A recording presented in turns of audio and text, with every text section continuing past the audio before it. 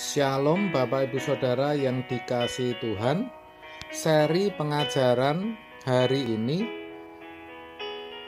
Sabtu 13 Februari 2021 berjudul Menolak Firman, Menolak Yesus. Mari kita baca terlebih dahulu apa yang tertulis dalam Yohanes 12 ayat 48.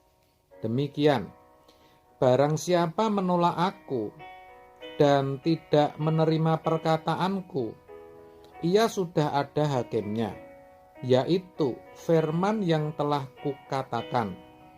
Itulah yang akan menjadi hakimnya pada akhir zaman. Ayat ini sangat dalam dan menggetarkan, saudara. Dikatakan barang siapa menolak aku, ini perkataan Yesus, dan tidak menerima perkataanku, itu berarti menolak Yesus itu sama dengan menolak perkataannya. Perkataan Yesus yang dimaksud adalah firman-Nya. Jadi menolak firman itu sama dengan menolak Yesus. Karena Yesus itulah sesungguhnya Sang Logos atau firman itu sendiri. Seperti dituliskan dalam Yohanes 1 ayat 1. Pada mulanya adalah firman. Firman itu bersama-sama dengan Allah. Dan firman itu adalah Allah.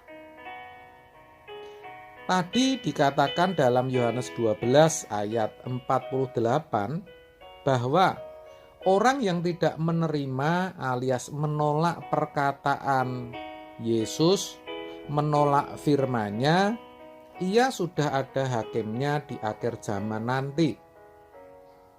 Hakim yang dimaksud adalah firman itu sendiri, Yesus itu sendiri.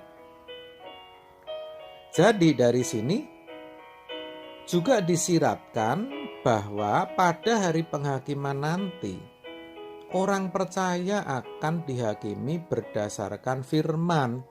Apakah hidupnya sudah sesuai dengan firman atau belum? Atau gampangnya, karena sudah dijelaskan ya, yang dimaksud firman adalah Yesus itu sendiri, maka penghakimannya akan didasarkan apakah hidup kita sudah serupa dengan Yesus atau belum? Orang bisa serupa dengan Yesus hanya jika mengerti firman atau perkataannya dengan baik. Baru bisa memperagakan, saudara. Tidak bisa disangkal bahwa firman adalah hal yang sangat penting, bahkan sangat menentukan nasib seseorang di hari penghakimannya kelak. Pertanyaannya, apakah kita orang percaya yang sering menyebut diri dengan sebutan orang Kristen sudah mendengar firman atau perkataan Yesus?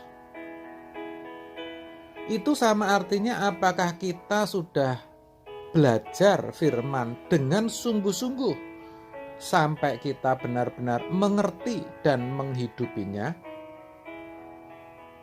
Kalau mau jujur, saudara, sebenarnya kebanyakan kita itu belum mengerti firman dengan baik, apalagi melakukannya. Pertanyaannya, kenapa kita tidak mengerti firman? Apakah firman itu sulit untuk dimengerti? Mestinya dan harusnya kan tidak, saudara. Masakan perkataan Tuhan sulit dimengerti? Bukankah ia tahu ia sedang berbicara kepada siapa? Masakan perkataan Bapa tidak bisa dimengerti oleh anak-anaknya sendiri? Lagi pula Tuhan sudah menempatkan roh-Nya, yaitu Roh Kudus, untuk menuntun, untuk memberikan hikmat. Jadi adalah hal yang tidak mungkin kalau firman itu sulit dimengerti. Yang mungkin terjadi adalah kenyataan bahwa kita sebenarnya tidak punya niat atau kemauan untuk belajar. Kita ini rata-rata malas, saudara. Padahal waktu juga ada, fisik dan mental juga normal. Kalau bicara, kalau ngomong, katanya haus akan firman, tapi faktanya tidak demikian. Kalau begitu sebenarnya kita, saudara dan saya, tanpa sadar sering menipu Tuhan loh. Bukankah itu munafik dan mempermainkan Dia? Tapi kalau dikatakan demikian kan kita marah, saudara. Padahal memang seperti itu. Apalagi kita juga sering bicara, aku mau melakukan firman-Mu Tuhan, padahal membaca saja enggan, mendengar enggak mau. Bagaimana bisa mengerti? Bagaimana bisa melakukan dan menghidupi firman? Ya tentu saya tahu itu, saudara. Karena itu tampak dalam keseriusan saat beribadah ketika firman disampaikan. Coba saudara perhatikan seberapa banyak orang di gereja saudara yang mau mencatat. Kalau ada Bible study atau pendalaman Alkitab atau apapun namanya yang berkaitan dengan pembelajaran firman, coba hitung berapa yang hadir. Kalau buka WA, ada video viral dan video khotbah. Mana yang dibuka dan dilihat? Kalau ada kesibukan, misal seharian penuh pekerjaan, ada tidak waktu yang disediakan untuk membaca firman? Saya pesimis, saudara. Saya jadi ingat ketika ada hamba Tuhan yang menjual CD khotbah dan dititipkan di gereja. Tidak banyak yang minat loh, saudara. Ini tentu ironi. Tidak mau belajar firman itu sebenarnya sama dengan menolak firman, mengabaikan firman. Menolak firman sama dengan menolak Tuhan. Orang yang menolak Tuhan itu sama halnya menjadikan dirinya musuh Tuhan dan menjadi sekutu iblis. Kita bisa tebak pada akhirnya orang-orang seperti itu pasti binasa. Ngeri bukan, saudara? Cuman gara-gara menolak, mengabaikan firman bisa binasa. Sayangnya tidak banyak yang menyadari. Mereka pikir karena sudah pergi ke gereja cukup.